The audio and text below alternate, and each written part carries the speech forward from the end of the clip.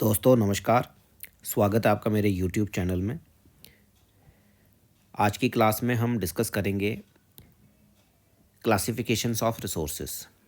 जैसा कि हम जानते हैं, हम पढ़ रहे हैं classifications of resources classified on the following veg the resources, जिसमें हमने अभी तक on the basis of origin में बायोटिक एंड अबायोटिक रिसोर्सेज के बारे में पढ़ लिया है और आज हम पढ़ेंगे on the basis of exhaustibility. इसमें कौन कौन से रिसोर्सेज आते हैं।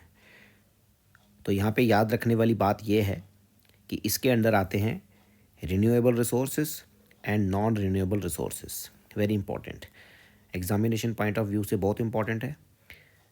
एग्जामिनर ये सवाल एग्ज़ाम में पुटअप कर सकते हैं कि on the basis of exhaustibility में कौन कौन से रिसोर्सेज आते हैं। तो रिन्यूएबल एंड नॉन रिन्यूएबल, इसी के बारे में आज हम पढ़ेंगे। इसके बारे में हमने साइंस में भी पढ़ा हुआ है, छोटी क्लासेस में भी हम पढ़ते आ रहे हैं, लेकिन हमारी 10th की किताब का फर्स्ट चैप्टर का ये पार्ट है, तो इसलिए हम यहाँ भी इसको डिस्कस कर लेते हैं। तो चलिए स्टार्ट करते हैं, देखते हैं कि है क्या renewable and non renewable resources में। देखिए, जैसे कि हम जानते हैं कि यहाँ से देखते हैं, जैसे कि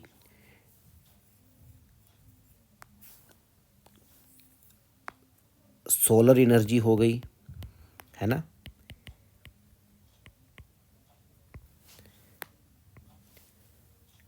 विंड एनर्जी हो गई,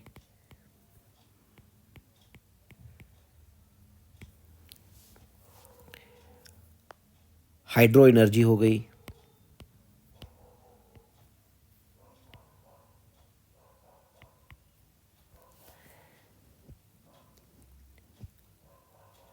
बायोमास हो गया, बायोमास एनर्जी, है ना। ये हम छोटी क्लासेस से पढ़ते आ रहे हैं, ये जानते हैं आप, इसलिए मैं इसके बारे में ज़्यादा डिस्कस नहीं करूँगा। जियोथर्मल एनर्जी हो गई,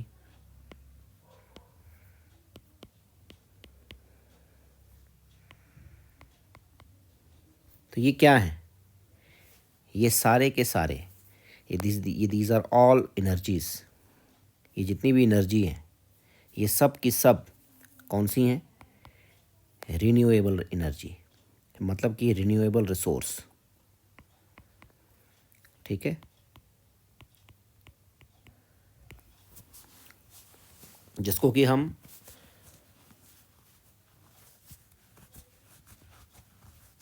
जो कि कभी ख़त्म नहीं होगा, जो हमारे पास हमेशा रहेगा, उसको हम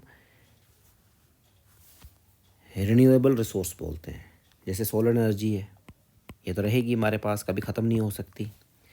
विंड एनर्जी है, हाइड्रो एनर्जी है, बायोमास एनर्जी है, जियोथर्मल एनर्जी है, तो ये all are what, renewable resources. अब देखिए इसकी डेफिनेशन में क्या लिखा है, वही जो मैंने अभी हमने पढ़ा वही लिखा हुआ है कि द रिसोर्सेस जो विच कैन बी रिन्यूड, मतलब जिनको हम रिन्यूड कर सकते हैं, रिप्रोड्यूस कर सकते हैं बाय फिज़िकल, केमिकल और मैकेनिकल प्रोसेस में, उसको हम बोलते हैं रिन्यूएबल रिसोर्सेस और रिप्लेनिशेबल रिसोर्स। आई होप आपको यहाँ तक समझ आया होगा। आगे है नॉन रिन्यूएबल रिसोर्स। अब नॉन रिन्यूएबल रिसोर्स कौन कौन सा होता है, मतलब जो कि ऐसा रिसोर्स जो कि एक दिन क्या होगा, एक दिन ख़त्म हो जाएगा हमारे पास, इस धरती से उसका नामो निशान जो है मिट जाएगा, उसको हम नॉन रिन्यूएबल रिसोर्स बोलते हैं। जैसे कि फॉर एग्जांपल ले लें कोल, है ना, petrol, diesel, kerosene, natural gas, है ना, मेटल्स, कई सारे ऐसे मेटल्स हैं जो कि ख़त्म होने की कगार पे हैं, नॉन रिन्यूएबल है, बस एक ही समय तक रहेंगे वह रिसोर्सेस, और एक समय ऐसा आएगा कि वह ख़त्म हो जाएंगे। न्यूक्लियर है, ये सारे के सारे नॉन रिन्यूएबल रिसोर्सेज हैं, मतलब कि ऐसे रिसोर्सेज, द रिसोर्सेज जो that can not be renewed, okay, जो दैट कैन नॉट बी, मैं लिख देता हूँ, जो that can not be renewed, okay, और reproduce,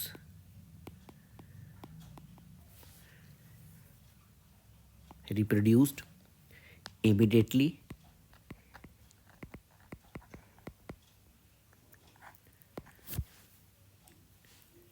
और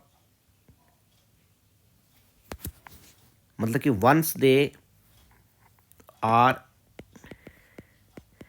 exhausted, okay, they can take or it can take, it takes millions of years to regenerate, regenerated, okay, उसको हम बोलते हैं, क्या बोलते हैं, non renewable resource. I hope आपको समझ आया होगा कि रिन्यूएबल रिसोर्स और नॉन रिन्यूएबल रिसोर्स में क्या फ़र्क है। ये जो मैंने पीछे स्लाइड्स में लिखा वही यहाँ पे लिखा हुआ है कि these occur over a very long geological time, minerals and fossil fuels are examples of such resources, जो हमने पीछे लिखा मैंने सब कुछ। और these resources takes millions of years in their formation, बहुत समय लगाती हैं ये बनने में, इसलिए इनको नॉन रिन्यूएबल रिसोर्सेज बोला जाता है। और एक समय आएगा कि ये रिसोर्सेज जो हैं ख़त्म हो जाएंगे, इनको हम दोबारा रिप्रोड्यूस नहीं कर सकते। आई होप आपको समझ आया होगा। Thank you very much.